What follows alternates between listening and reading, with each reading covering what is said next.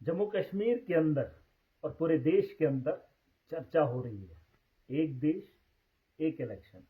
और वहीं 24 के चुनाव की तैयारियां हो रही हैं। इंडिया बना है एनडीए अपोजिट में है। अब देश के अंदर हालात क्या है? महंगाई सर पर है। 200 रुपए की कमी गैस सिलेंडर में देखने को मिली है। अभी तो ये गैस मुफ्त भी करेंगे, जब जब ये संगठन और मजबूत होगा तो मोदी जो है घुटनों पर भी आएगा। बिजली भी मुफ्त होगी, गैस भी मुफ्त होगा। माहौल गर्म हुआ है। गैस की कीमतों में 200 रुपए की कमी आई है, लेकिन 4-5 सालों से जो इजाफा किया था उस पर फोकस नहीं हो रहा है। जो गैस सिलेंडर 400 का मिल रहा था, वही गैस सिलेंडर आज 1200 का है। 200 रुपए की कमी हुई, 1000 रुपए की भरपाई हो रही है। बहरहाल बहुत सारे मुद्दे हैं। देश के अंदर बेरोजगारी एक मुद्दा है, महंगाई का मुद्दा है, और हालात और वाका जो हालात देश के अंदर माहौल बन रहा है उस पर भी चर्चा हो रही है। लेकिन मैं कुछ बातें बताना चाहूंगा। जिस तरीके से आप देख रहे हैं 24 की तैयारियां एक तरफ से अपोजिशन के लोग कर रहे हैं और दूसरी तरफ से मोदी खामोशी से तमाशा देख रहा है। उसे पता है 2014 में उसने कुछ बेचा था देश के अंदर, नफरत का माहौल था। 370 को बेचा गया था, राम मंदिर को बेचा गया था, और उस पर जो है 2014 का चुनाव लड़ा गया था। अब उसके बाद 2019 का वक्त आया, उसमें भी हालात उसी को बेचने की कोशिश की गई। लेकिन अब 370 भी हटा, राम मंदिर भी बना, लेकिन उनकी खामोशी और ये जो अपोजिशन के लोग इकट्ठा होकर देश को एक तरफ से दिखा रहे हैं कि महंगाई है, बेरोजगारी है, करप्शन है, लेकिन दूसरी तरफ से मोदी जो है अपना सिक्का जमाए बैठा है। अब जो ही इलेक्शन नजदीक आएंगे, राम मंदिर के दरवाजे खोल दिए जाएंगे ताकि लोगों को याद रहे। क्योंकि उन चीजों से तो अब लोग तो बेदार हो चुके हैं। 370 हट गया, राम मंदिर बन गया, लेकिन अब याद कराएंगे। देश के अंदर एक बार फिर वो माहौल पैदा किया जाएगा जब नफरत होगी, जब एक फिरके को टारगेट करके देश के अंदर सत्ता को काबिज किया जाएगा। और वो माहौल बनाया जा रहा है। 24 के ठीक पहले उसके दरवाजे खोल दिए जाएंगे और हिंदुओं के साथ हमदर्दी लेकर कुछ लोगों के दिलों में नफरत पैदा करने की कोशिश की जा रही है। और वहीं हमारा 370 बहुत सारे लोग देख रहे हैं, पूरे देश के अंदर और दुनिया के लोग देख रहे हैं कि जुडिशरी जो एक इंडिपेंडेंट बॉडी हुआ करती थी, लेकिन हमारे देश में वैसा नहीं है। अगर आप पाकिस्तान को जानते हैं, पाकिस्तान के अंदर आर्मी का रोल रहता है, जो आर्मी चाहती है वही होता है। और अपने देश के अंदर हमारे 2 मंत्री पिछले 2 साल से जेल की सलाखों के पीछे हैं, लेकिन बेल नहीं हो रही। और वहीं अपने देश के अंदर खेला हो रहा है, और खेला ऐसा हो रहा है कि 4 साल में सुप्रीम कोर्ट में फाइल नहीं लगी, हियरिंग नहीं हुई, लेकिन इलेक्शन से पहले हर दिन हियरिंग हो रही है और उस बहस को मंजर आम पे लाया जा रहा है। और कुछ लोग, चंदर मोरू पता नहीं क्या नाम करके हमारे कुछ जज साहब हैं, वो हमारी बात सुन रहे हैं, और यहां लोगों के अंदर एक माहौल पैदा हो रहा है जमहूरियत और यहां जुडिशरी पर बहुत भरोसा किया जा रहा है। लेकिन ये स्क्रिप्ट एक कहानी है जिसे किया जा रहा है। आपको राहुल गांधी याद होगा, जब उसकी सदस्यता छीन ली गई थी और उसके बाद भाजपा के लोगों ने खुद कहा था आप कोर्ट का रुख कीजिए, और वही ये कोर्ट है। जिस तरीके से राम मंदिर का फैसला हुआ था, 370 की बात भी वहीं से चली आएगी। कहने का मतलब यह है कि लोगों के जज्बात के साथ खिलवाड़ किया जा रहा है।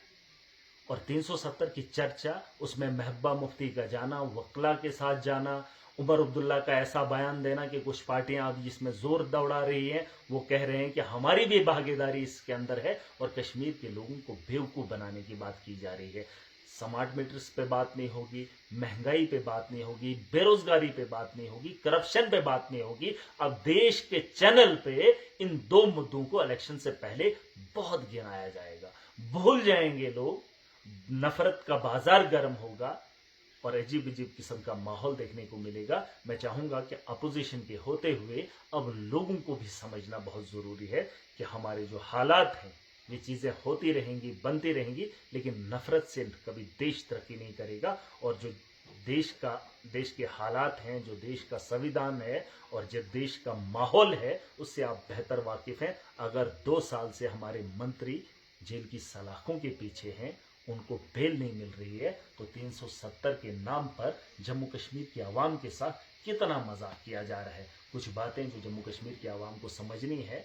और एलजी मनोज सिन्हा, हम 3 दिन से वर्कशॉप में थे, कश्मीर के अंदर में था, लेकिन उस वर्कशॉप के अंदर करप्शन को खत्म करने की बात ना ही कभी भाजपा ने की और ना ही कभी एलजी ने की।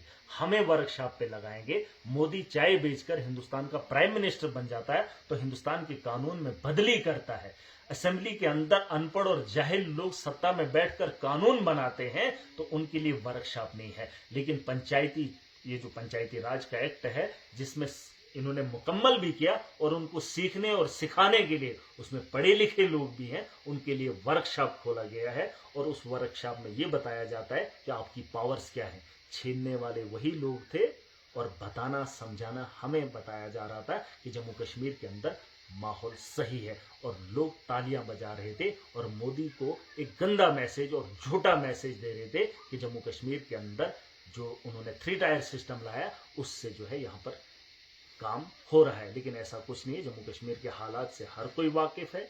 यहाँ परेशानी के हालात हैं, करप्शन की भरमार है और भाजपा के लोग लूटने का काम कर रहे हैं। और सबसे बड़ी बात मैं आपको एक चीज बताना चाहूंगा, 370 के अंदर हमारी जॉब थी, 370 के अंदर हमारी जमीन थी और 370 के अंदर एक बहुत बड़ा मसला हमारा था जिसको शायद ही किसी ने कहा हो, लेकिन मैं आज बताना चाहूंगा।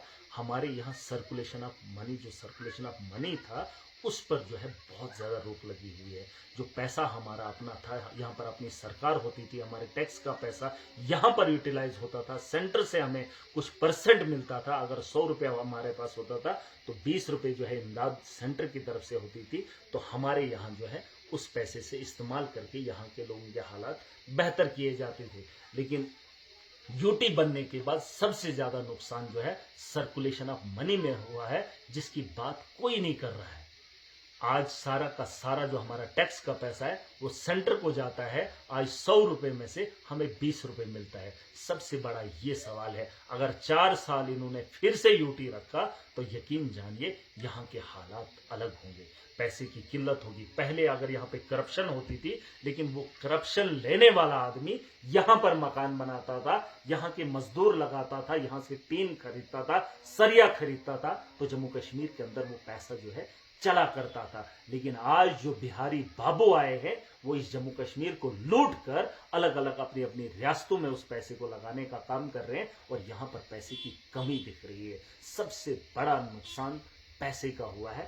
जो सर्कुलेशन ऑफ फंड्स था, जो अपना पैसा था, हमें उस पैसे की इजाजत नहीं है कि हम अपने इस स्टेट के लिए लगाने का काम करें। ये एक बहुत बड़ा नुकसान है।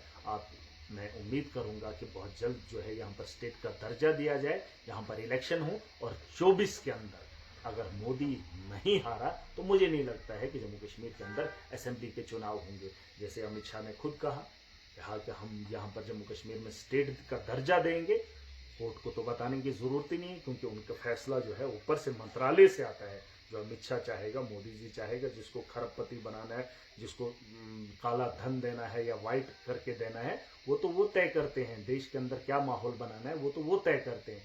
अब ये माहौल लोगों को जो है कुछ लोग बेचने की कोशिश कर रहे हैं। 370 के नाम पे सियासत न की जाए जब तक न बीजेपी को 2024 में सत्ता से बाहर निकाला जाए। उसके बाद जो भी पॉलिटिकल पार्टी आएगी वो जम्मू कश्मीर और इंसानियत की भलाई के लिए कुछ भी करेगी। और मैं उम्मीद करूंगा जम्मू कश्मीर के साथ साथ पूरे देश के लोग इस बात को समझें।